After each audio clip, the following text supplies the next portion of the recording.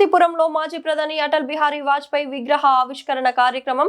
ఈ కార్యక్రమానికి విచ్చేసిన బీజేపీ రాష్ట్ర అధ్యక్షులు పివిఎన్ మాధవ్, మంత్రి సంధ్యారాణి, ప్రభుత్వ వీప్ తోయక జగదీశ్వరి, ఎమ్మెల్యేలు బోనల విజయచంద్ర, నిమ్మక జయకృష్ణ తదితరులు. బీజేపీ జిల్లా అధ్యక్షులు ద్వారపురెడ్డి శ్రీనివాస్ ఆధ్వర్యంలో ఎమ్మెల్యే విజయచంద్ర క్యాంప్ కార్యాలయం నుంచి నవీరి కాలనీ వై జంక్షన్ వరకు బైక్ ర్యాలీలో పాల్గొన్న మాధవ్, ఎమ్మెల్యే విజయచంద్ర, కూటమి నాయకులు అనంతరం వై జంక్షన్ వద్ద 7.50 అడుగుల అటల్ బిహారీ వాజ్పేయి విగ్రహాన్ని ఆవిష్కరించిన మాధవ్, ఎమ్మెల్యే విజయచంద్ర, మంత్రి సంధ్యారాణి మాట్లాడుతూ భారతరత్న వాజ్పేయి గొప్ప నాయకుడు, మహనీయుడు. వాజ్పేయి కృషితో దేశం మొత్తం రోడ్డు కనెక్టివిటీ ఏర్పడింది. ఆయన సారథ్యంలో జాతీయ రహదారులు నిర్మించారు. ఎప్పుడు శాంతి కోరుకునే వాజ్పేయి శత్రుదేశమైన పాకిస్తాన్ తో స్నేహబంధం కోసం లాహోర్ వెళ్లి ప్రధానితో మాట్లాడారు.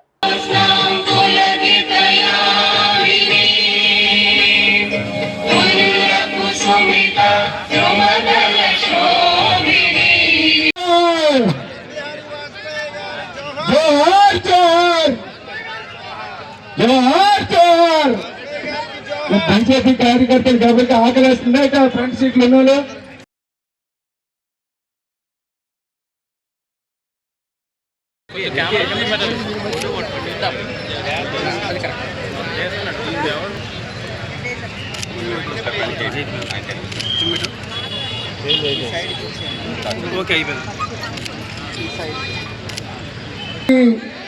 भारत माता की भारत जोहार जोहार जोहार जोहार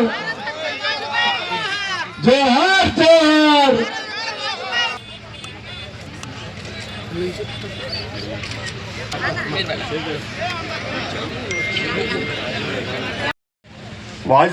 వాజ్పేయి గారి విగ్రహావిష్కరణకు విచ్చేసినటువంటి గిరిజన శాఖ మంత్రివర్యులు సోదరిమణి శ్రీమతి గారు, జిల్లా అధ్యక్షులు శ్రీనివాసరావు గారికి, అలాగే తెలుగుదేశం పార్టీ అధ్యక్షులు తేజవతి గారికి ఆశీర్వాదాలను కోరుతున్నాం. మీరందరూ కూడా మీ సీట్లలో మీరు ఆశీర్వాదాలను కోరుతున్నాం.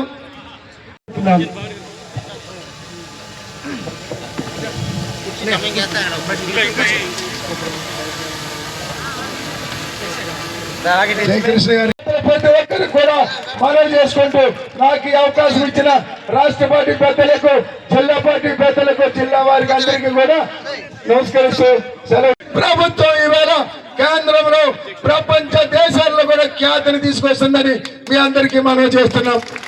ముఖ్యంగా మనం 2 విషయాలు నేర్చుకోవాలి. సోదరిమణి అంటే ఆయన జీవితం 1942 క్విట్ ఇండియా మూవ్మెంట్ నుంచి 2018 ఆయన పరమపదించిన సంవత్సరాలు సామాజిక జీవితం గడపడం జరిగింది. దాంట్లో 60 సంవత్సరాలు అంటే 10 సార్లు లోక్సభకి, 2 సార్లు రాజ్యసభకి, రమారమి 60 సంవత్సరాలు పార్లమెంటేరియన్ గా ఆయన గడిపిన వ్యక్తికి జీవితంలో ఒక్కటంటే ఒక్క మచ్చ గాని, ఒక్కడంటే ఒక్క అవినీతి ఆరోపణ గాని, ఒక్కడంటే ఒక్క శత్రువు గాని లేని ఒక వ్యక్తి ప్రపంచంలో ఉన్నాడు అంటే అతిశయోక్తి కాదు. ఆయనే అటల్ బిహారీ వాజ్పేయి. ఆ 7.5 వ్యక్తుల యొక్క విగ్రహం ఆయన యొక్క దేశాన్ని ఏ విధంగా నడిపించాడనే నేతృత్వం మనకి తప్పనిసరిగా కనిపిస్తుంది. ఆయన నేతృత్వాన్ని దేశమంతా కూడా తప్పనిసరిగా అనుసరించాలి. ఆయన ఏ విధంగా పరిపాలన అందించాడో దాన్ని సుపరిపాలన దివస్ గా మన ప్రియతమ ప్రధాని నరేంద్ర మోడీ గారు ఆయన పుట్టినరోజు డిసెంబర్ 25 దాన్ని ఆ విధంగా నామకరణం చేసి దేశవ్యాప్తంగా పరిపాలన అంటే ఏమిటి అనేది చూడాలి అంటే దానికి ఒక గీటురాయి అటల్ బిహారీ వాజ్పేయి గారి పరిపాలన. కనుకే ఆయన నేతృత్వం మనందరికీ ఆదర్శం. అంతేకాదు ఆయన యొక్క కర్తృత్వం వ్యక్తి అటల్ బిహారీ వాజ్పేయి గారు కేవలం నిలదీయటమే కాదు, దానికోసం పోరాటం కూడా పెద్ద ఎత్తున చేయడం జరిగింది. ఈ దేశానికి సంబంధించిన పక్కన చైనా, పక్కన పాకిస్తాన్ 2 ఈ దేశంపై ఆక్రమించడానికి సిద్ధంగా ఉన్నాయి. కనుక దేశానికి ఆటం బాంబు కావాలని చెప్పి చెప్పడం జరిగింది. కేవలం చెప్పడమే కాకుండా వి వాంట్ ఆటం బాంబ్ అని చెప్పి దేశవ్యాప్తంగా ఉద్యమం చేయడం జరిగింది. 1961లో ఆయన ఉద్యమం చేస్తే హిట్లర్ కి సంబంధించిన ఫ్యాసిస్ట్ ని అన్ని సిద్ధమే, దేశం యొక్క సార్వభౌమత్వానికి ఈరోజు ఆటం బాంబు కావాలి. పక్కన చైనా, పైన రష్యా, పక్కనున్న ఏదైతే అమెరికా, వీళ్ళందరి దగ్గర ఆటం బాంబులనే, మన దగ్గర ఎందుకు ఉండకూడదని చెప్పి ఆటం బాంబు కావాలని చెప్పి ఉద్యమం చేశాడు. కనుకనే ఆయన ప్రధానమంత్రి అయిన తర్వాత చేసిన మొట్టమొదటి పని ఏదైనా ఉంది అంటే పోఖ్రాన్లో అణు విస్ఫోటనం చేసి భారతదేశం ఒక అణుశక్తి కలిగిన దేశంగా ఆవిర్భవించటం, ఒక శక్తిశాలి దేశంగా నిలవడం ఏదైతే ఉందో, ఆ విధంగా ఏ కారణంగా ఏ ఉద్యమాన్ని అయితే ఆయన పార్లమెంట్ లో చేశాడో, రోడ్ల మీద చేశాడో, ప్రధానమంత్రి అయిన తర్వాత ఆ పనినే ఆయన చేసి చూపించాడు. కనుకనే ఆయన కర్తృత్వం ఏదైతే ఉందో అది అనితర సాధ్యమైంది. ఈ దేశంలో గోవా అనే ఒక ప్రాంతం ఉంది. పోర్చుగల్ అనే దేశం దాన్ని ఆక్రమించింది.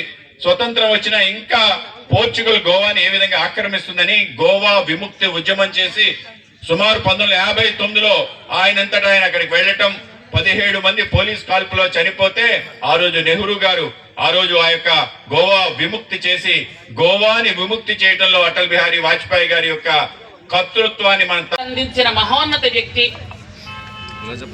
అట్లాంటి ఒక మహానుభావుడు విగ్రహాన్ని ఈరోజు మనం ఆవిష్కరించుకోవడం, ప్రధానిగా ఆయన భారతదేశానికి చేసినటువంటి సేవల్ని మనం కొనియాడడం, నిజంగా దానిలో మనందరం కలిసి పాలు పంచుకోవడం చాలా సంతోషంగా ఉంది.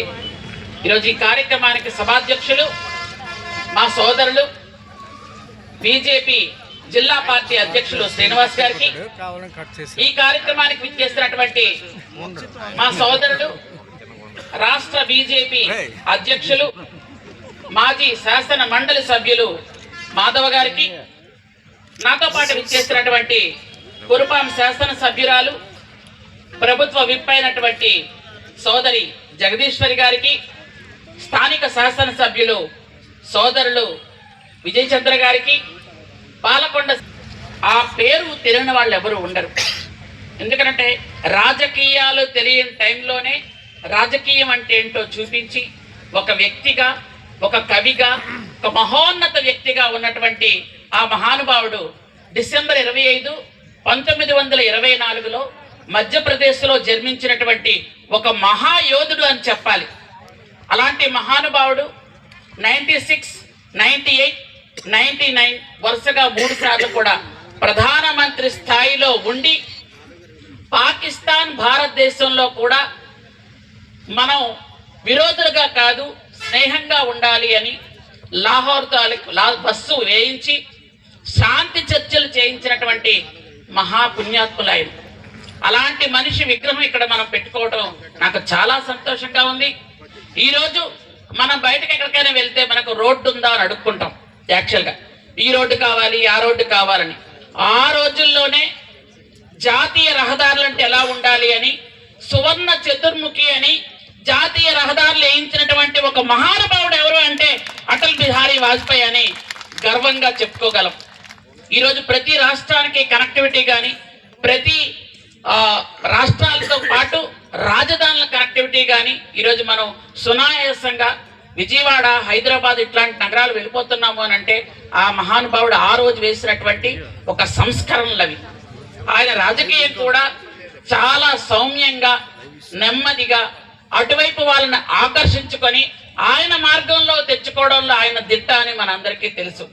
అలాంటి మహానుభావుడు తాలూకు విగ్రహాలు మన రాష్ట్రంలో ప్రతి జిల్లాలో పెట్టడం అనేది నిజంగా చాలా సంతోషం. దానికి పూర్తి స్థాయి సహకారం అందించమని గౌరవ ముఖ్యమంత్రి నారా చంద్రబాబు నాయుడు గారు చెప్పడం కూడా మనందరం కూడా చాలా సంతోషకరమైన విషయం. గౌరవ అలాంటి వ్యక్తి పుడతారంటే నేనైతే నమ్మను. అంత గొప్ప వ్యక్తిని పార్వతీపురం జిల్లాలో ఆయన చూడడం, ఆ వ్యక్తిత్వాన్ని ఇక్కడ నిలబెట్టడానికి కృషి చేసిన అధ్యక్షులు గారికి, అలాగే జిల్లా అధ్యక్షులు శ్రీనివాస్ గారికి కూడా ప్రత్యేకంగా కృతజ్ఞతలు తెలియజేసుకుంటున్నాను. ఆల్రెడీ నా ముందు సోదరి మా జగదీశ్వరి గారు, అలాగే మా సోదరుడు జయకృష్ణ గారు కూడా మాట్లాడున్నారు. ఇప్పుడు మన రాబోయే పంచాయతీ ఎలక్షన్లో కూడా ఒక మెంబర్ పోతే ఏమైపోతుందని కంగారు పడతాం మనం, అవునా కాదా? కానీ ఆయనకి ముందుగానే తెలుసు ఒక్క ఓటుతో ప్రభుత్వాన్ని కోల్పోతున్నానని తెలిసిన ఒక ధైర్యంతో పార్లమెంట్కి వెళ్ళి ఒక అద్భుతమైన మాట చెప్తుంటాడు. అధికారం కోసం చాలా చాలా ప్రయత్నాలు చేస్తాము, కానీ ప్రభుత్వాలు వస్తాయి, ప్రభుత్వాలు పడిపోతాయి, పార్టీలు వస్తాయి, పార్టీలు కూడా పోతాయి, కానీ ఈ దేశం ఉండాలి, ఈ దేశంలో ప్రజాస్వామ్యం అనేది ఉండాలని చెప్పి ధైర్యంగా పార్లమెంట్లో చెప్పిన ఏకైక వ్యక్తి వాజ్పేయి గారు. ఆయన వ్యక్తిత్వం ఎలాంటిదంటే శత్రువును కూడా ప్రేమిస్తాడు. ఒక శత్రువు కూడా ఏదైనా మంచి చేస్తే మంచిని కూడా పొగుడతాడు. Is a rare person. అంత అద్భుతమైన వ్యక్తి. బంగ్లాదేశ్ యుద్ధం జరిగేటప్పుడు అప్పట్లో ఇందిరాగాంధీని కూడా కాళీమాతని పొగిడాడు. అంటే నాకు తెలిసి రాజకీయ నాయకుల్లో దేశం ముందు ఆ తర్వాత ఏదేనా అని ఒక మెసేజ్ ఇచ్చిన వ్యక్తి ఎవరైనా ఉన్నారంటే అది వాజ్పేయి గారే. ఈ విషయంలో అప్పుడు బంగ్లాదేశ్ వాళ్ళు కూడా మాకు లిబరేషన్ ఇచ్చినందుకని చెప్పి అప్పుడు ప్రధానమంత్రికి ఉండేటప్పుడు సర్వీస్ ముందు చాలా తక్కువైన విషయాన్ని గుర్తు చేయాలి. ఎందుకంటే ఆయన ప్రధానమంత్రిగా ఉండేటప్పుడు భారతదేశంలో ఇంత అంత సంక్షోభం లేదు. పార్లమెంటుపై దాడి, కార్గిల్ యుద్ధం, అలాగే మనకి చాలా వరకు అంటే అంతర్గత విషయాల్లో చాలా ఇబ్బందులు ఉండేవి. కానీ ముఖ్యమైన ధైర్యంతో ఆయన భారతదేశాన్ని నిర్మించారు. వాజ్పేయి గారి విగ్రహాలు ఆవిష్కరణ చేస్తున్నప్పుడు ప్రతి జిల్లాకి ఇచ్చారు, కానీ లిస్టులో పార్వతీపురం పెట్టల. కానీ ఆ రోజు మీ మీద మా సత్య గారికి కూడా నేను ఫోన్ చేయడం జరిగింది, ఎందుకు ఇవ్వలేదన్నాను. ఖచ్చితంగా పెడతామన్నారు. ఎందుకంటే కొన్ని విషయాల్లో మన ఇంట్లో ఏదో ఒక వజ్రం లాంటిది ఏదైనా ఉంటే ఎంత గొప్పగా ఫీల్ అవుతామో, వాజ్పేయి గారు ఈ పొలిటికల్ స్పీడ్లో ఈ గుర్తుకొచ్చేది కూడా వాజ్పేయి గారే. భారతదేశానికి ఇచ్చిన గొప్ప వరం ఆ తల్లిదండ్రులు నిజంగా ఒక మంచి పుణ్య పురుషుని కన్నది. అద్భుతంగా ఆయన ప్రజాసేవలో దాదాపుగా 50 సంవత్సరాలు, 9 సార్లు లోక్సభకి, 2 సార్లు రాజ్యసభకి, అలాగే చాలా పదవులు చేసి ఈ యొక్క రాజకీయ చరిత్రలో తనకంటూ ఒక ముద్ర, తనకంటూ ఒక స్థానాన్ని ఈ చరిత్రలో రాయించుకున్న గొప్ప వ్యక్తి వాజ్పేయి గారు అని తెలియజేస్తున్నాను.